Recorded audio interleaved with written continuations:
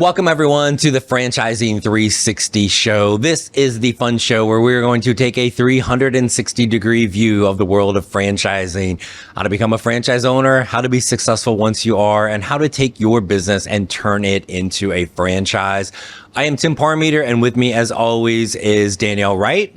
Hi. The co-host of the show. Yes. Like partner in business, you know. Partner in crime. Partner in crime, partner in life.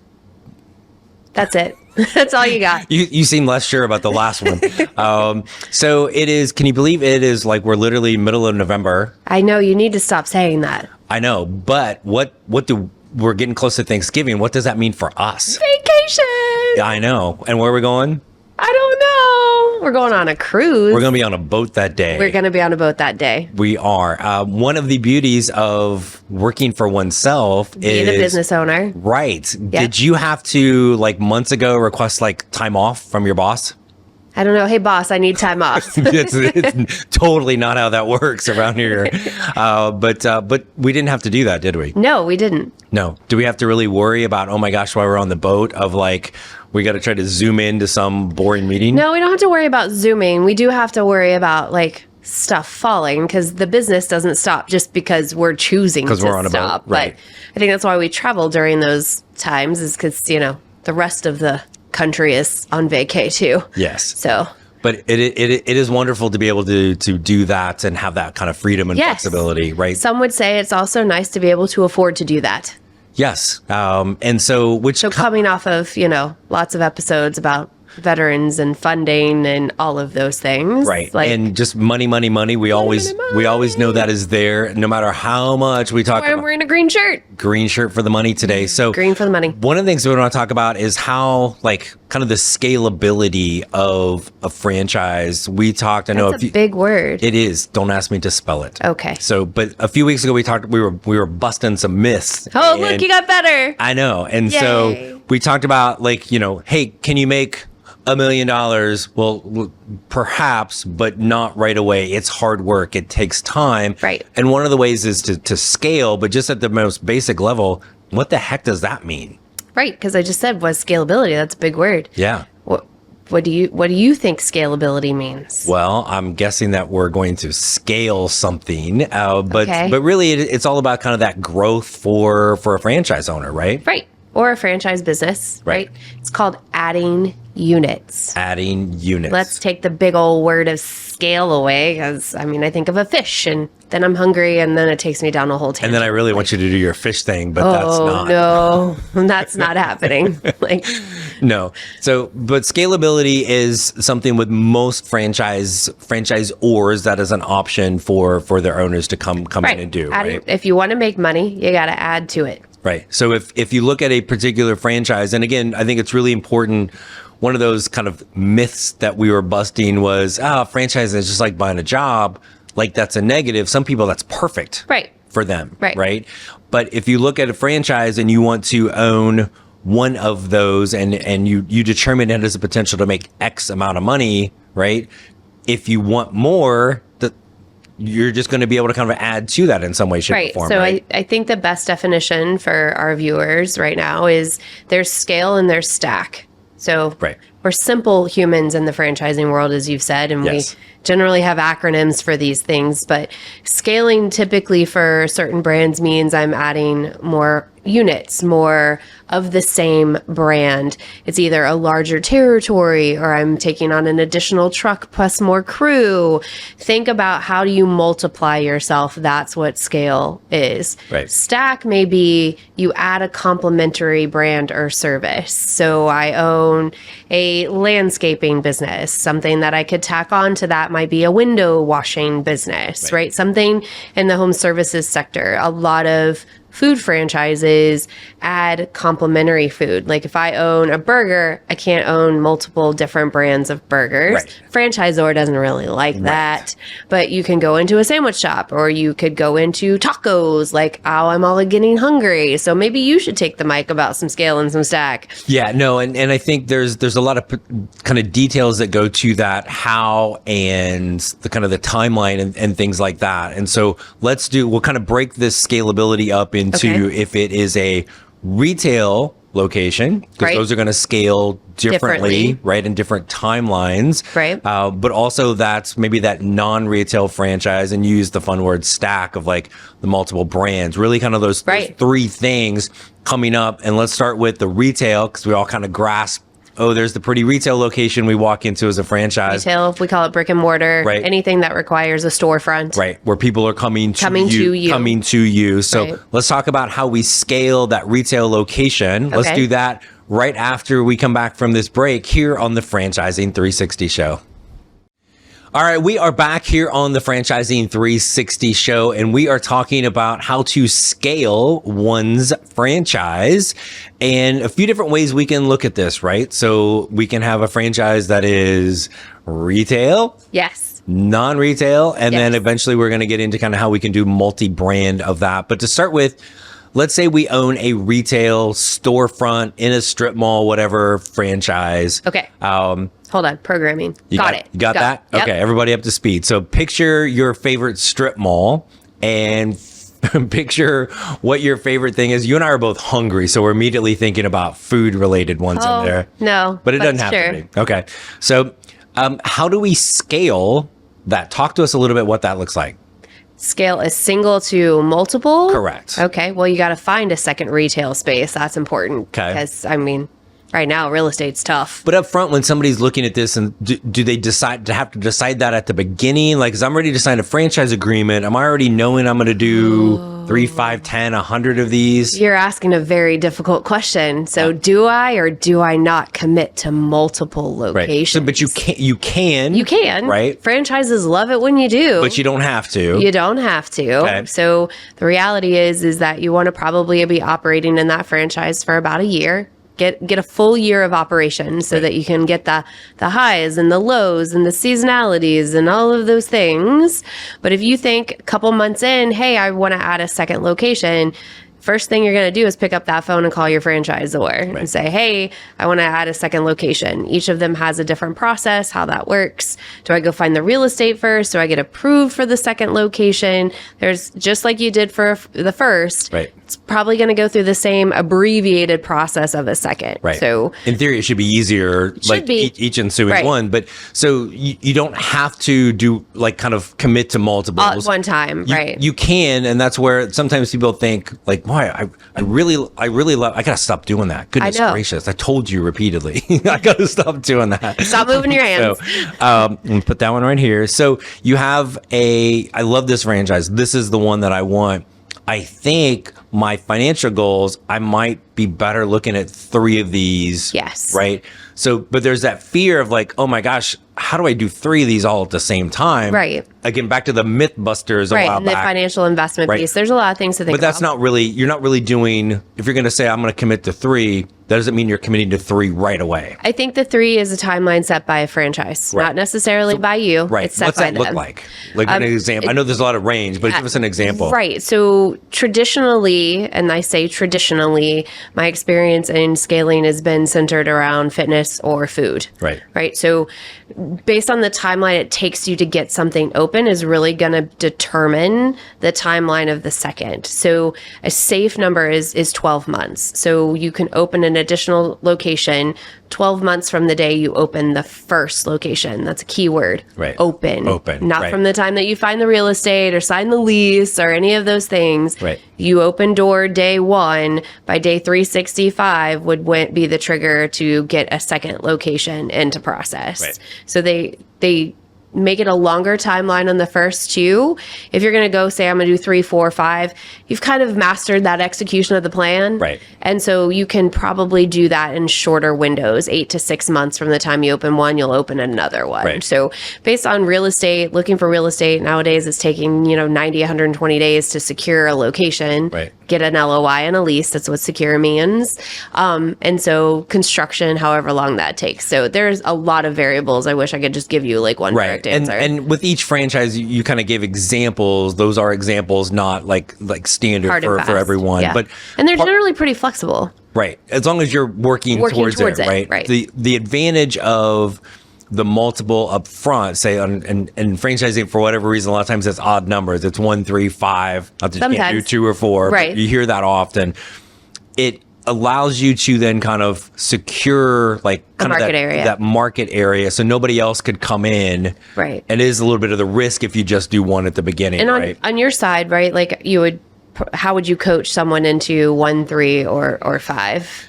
Yeah, I think it's first understanding, again, there's nothing wrong with one being enough. And I think we can't stress that enough. And I think we all generally agree, start with one. You don't know what you don't know, right? And so, but there are times where it is clearly the right thing to be able to expand, or that you're going to or want to expand, right? And you do get a little bit of a reduction on franchise fee if you do that up front, yes. right? So at times, so there is that, but it's also making sure that you don't get yourself overextended. Right. And as you know, there are probably some franchises that push the overextension. We're going to be the other way around, a little bit more conservative with that. But it does allow you to kind of lock that up. So let's talk about like the positives of it though, right? Because that's the reality. It seems a little sad and daunting at times, but the positives are for scaling, adding additional units, whether you prepay for them or you decide to add them through the life of your franchise journey. Right. Like there's some positive things for business owners when you do add additional locations, hence why brands want to turn their business into franchises. Right. But what have you seen in that category? I think we're talking about the phrase economies of scale, right? Which is one of the biggest ones. And certainly again, just that overall growth and scalability potential from multiples versus just one. Let's hit up that economies of scale. Big right? words. Exactly. Right. So let's hit that up. After we come back, more on how you can scale your franchise into long-term growth. We're going to talk about economies of scale and how to do that without a retail location next on the Franchising 360 Show. All right, folks, we are back here on the Franchising 360 Show talking about how one can scale and grow their business long term. And right before break, we used this crazy phrase, economies of scale. You're just trying to look smart. How's that? How am I doing? It's great. Yeah, super. Well, I'm just saying it. I'm not defining it. That's why we're going to you. Oh, I don't like it when you do that. I know. Economies of scale pertaining to? Well, our business, our franchise that we were trying to grow. Which one? We were talking about a retail franchise. Yeah. So, I'm hungry, so I'm going with food. Okay. So I've got a food franchise. Okay. I have one, and we know that growing and having multiple, obviously that's multiple additional revenue and hopefully money into the pocket, more equity for long term when we're ready to cash out and sell that thing. But what's economies of scale mean? I think when we're referencing it the way we are is why would someone want to have multiple locations?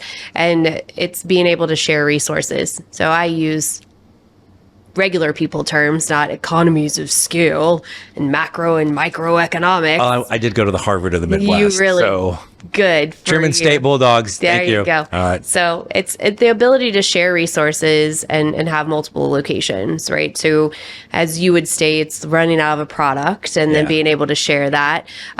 When we owned franchises, we had 2 studios. And so we had instructors that stretched across both. So they taught classes at one, they taught classes at another. And then that way our labor force wasn't out of control from an expense perspective. So for businesses that want to scale, when you're looking at the economics of it, again, you don't have to be the instructor. Right. We obviously are not physically fit. So it was more of how do you use those resources and use your business brain to make sure that you're leveraging the multiple opportunities. Right. You may have an employee that wants more hours, but you only have the need for them maybe 15 hours a week. But like, man, I'd love to have 15 to 25. Well, what if we float you back and forth between the two? Now you've got a great employee, and they're getting the hours that they need. And think about if you go back to your first job days. I don't know that you had one, but I was in retail. And so if I wanted extra hours, I would have to go work at a different store, at a different mall, and have to drive there. Right. But then it was a shared resource and it benefited the location, and it just had me making the same, $5 an hour. Yeah, exactly. So when you think of now growing and scaling from a non-retail franchise. Okay. Right. So how does that differ a little bit from the retail ones we talked about earlier? Timeline, probably a little bit less of an investment. When you think retail, I'm going to have to build out something. Right. But if let's talk home service, which can be, what is it? repairs. Enhance, maintain, repair. I love that. Which I completely created all by myself. Did you? I did. It really does work. Out of all the things you talk about, it's the one thing that sticks in my brain. I know. And if our friends there's a lot of things he talks about. If our friends from Waco are watching, then I'll defer to them on creating that. But I friends of Waco, we mean neighborly, so that's a plug. We don't actually want friends in Waco. Well, maybe we do. I know some nice people. We do know some good people there. But enhance, maintain, repair is kind of how we categorize the home service. Home service is a logistics business. I got to get someone from here to there to work with said customer. So when you're scaling logistically, it's a truck. We always say it's a guy and a truck. Right. Truck and a guy, truck and a guy, truck and a guy. So I can add a truck to my fleet, cover the same service area, but now I have more of an opportunity to touch more customers, more clients than necessarily I would with just one guy, one truck. Right. So it's the scale option happens in that industry quicker. A little bit easier because you can lease a vehicle, so the expense is not there. Generally, if you know a guy knows a guy, and there's a great referral network from the labor perspective, you're already buying the product. Say it's plumbing. I've already got the pipes in the car. I just need another truck to put them on. So it's a little bit more seamless to be able to do. So you can kind of, when you have something retail, there's a capacity for fitness. There's only so many classes during the day, and there's only so many hours in a day, and so many reformers that you can put people on. But with a non-retail, we've got a territory, and I don't know, maybe just randomly, there's 100,000 people in the territory, or 50,000 households or something, right? You could scale with multiple territories, but you can even just do that with the one. It's a way to scale with one, to your point when we were talking about, can I make $1 million? Right. The more customers that you can serve in a timely fashion, that's more money in your pocket. So always look at it from a perspective of what is the capacity a truck can do. If my jobs are an hour, give or take, someone's running this 10 hours a day. If I have 2 trucks, you just doubled your capacity. And don't worry that you don't know, like coming into this as an owner, well, I don't know how much revenue a truck, the franchise is going to say each truck can do 300 grand. When we start talking like FDDs and things like that, there are things in those documents with the franchisor that are basically going to tell you when you hit that inflection point. Again, we talk a lot about business owners and having their own business. You don't know when you're supposed to do that. The great thing behind franchising is they've replicated this multiple times. They know the trigger point. And then we can still do multiple territories with this and really kind of carve out like big metro areas. Sometimes you can really kind of spread out. But if you say like your capacity of, if it's 100,000 people,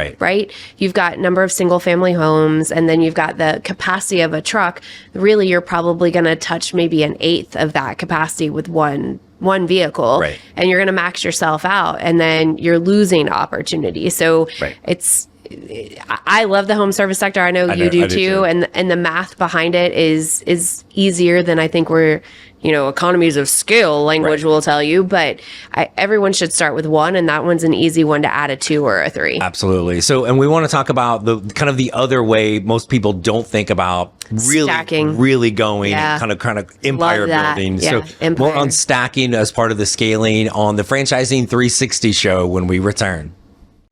All right, we are back on the Franchising 360 show talking about how to scale your business. Is that something where we've got multiple physical locations? We've talked about how to grow the non-retail ones with multiple kind of trucks and also at multiple territories. But the way we really grow that empire is what we'll oftentimes hear as stacking. So Danielle, what the heck does stacking mean with this? So I'm new to stacking. So one of the franchises I recently worked with, it was a big promotion within their franchise system. They had 9 brands, and it was important to say, if you started in this vertical, you grew it, you could add a complementary brand. So stacking is the ability to expand and go wider versus deeper. So when we're talking scale, we generally say go deeper, go deeper. If you haven't driven every road in your territory, you haven't maxed capacity at your territory, right? It's the beauty of the non-retail thing, right. And so with stacking, you add additional brand. So what we like to call is the multi-unit, multi-brand franchise owner. So if I own one brand that's like a cookie franchise, I might go into an ice cream franchise. I might go into generally so food hungry right now. Stays with food, fitness. We just had a placement in a brand. They are a food sandwich franchise owner. The wife wanted to own something different, and they bought a boutique fitness franchise. But she'd owned her own hair salons for years. Right. So you can see how all of those things kind of really connect. You find one thing that ties, and you can kind of just roll with that. Yeah. So that's how you get to that scalability. Does it have to be complementary? No, it doesn't. But back to your economies of scale words, right? Like if it's something that, if we take the non-retail home service, if I have a guy that does this, he can likely do that, right? It's that I got a guy, right? And the guy generally can do a lot of different things. Or people that are referring you business for that cleaning franchise could probably also refer it to you for the landscaping or painting. And it goes one level deeper, is I've already paid to acquire the customer with one brand. Right. So now I can multi-brand up a vehicle, like have multiple logos on the side of a van. And now I've built that rapport with that customer, because that's the hardest thing, right? Is getting into their home. It's easy to get you to come out of yours into a retail space. It's a lot harder when they're going inside someone's home. Well, and I think as for all of us as homeowners, right, we're like, oh my gosh, I got to get somebody to come into my house. How do I know if they're any good? But once you find that good person, you're likely to ask them, can you do this? Right. Can you do this? Or do you know, like, well, no, this business doesn't, but I own one that does. Correct. Right. They're going to go, perfect. Sign me a lot of times what we tell you on the franchisor side is make business partnerships with those other complementary businesses so that you create a referral network. But why not just own them all yourself? Right. And I think the one time where I see the non-complementary is maybe somebody's like, they really have a goal of owning a food franchise someday, but they can't do it today. But they start with maybe a service business to begin with because it fits in their investment. Grow it, scale it, grow it. And then all of a sudden now they're like, oh, financially, I can do that. Whatever food franchise. So it's not unheard of, but it does make so much more sense when you're really part of that economies of scale. And if you're in a home, own the home for as many things as you can. Right. Because then it's basically, you look at that as a cost per lead perspective. I paid this to get in there.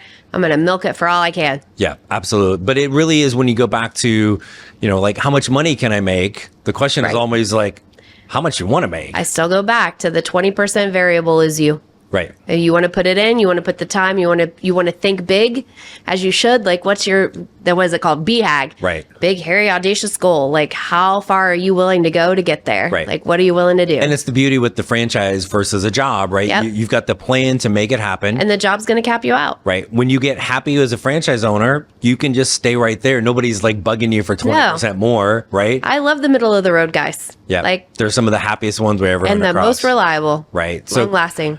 So really hopefully that will give everybody an idea of the scalability, whether it's retail, non-retail, the multi-brand. Always love the multi-brand. We can go for hours. To grow that empire. We can go for hours, but actually we can really only go for about another 60 seconds. So we're kind of running out of time. But I have a question. Did you have a question? No, fire away. Okay. So I've got Terry in Ohio. Okay. Has a son. Okay. How old do you have to be able to get into franchising? Is there like a limit? So good question, Terry. Thanks for that. We'll fire one of these super cool Franchising 360 show mugs your way. Put some hot chocolate in there this time of year, Terry. But usually 18. I think most cases. We've had a client as young as 21 that has come in and started a franchise. Okay.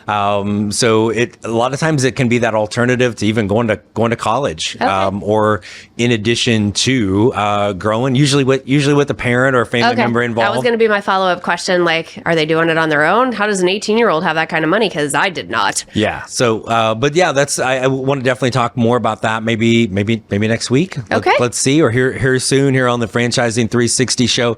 The Franchising360show.com is how you reach out to us.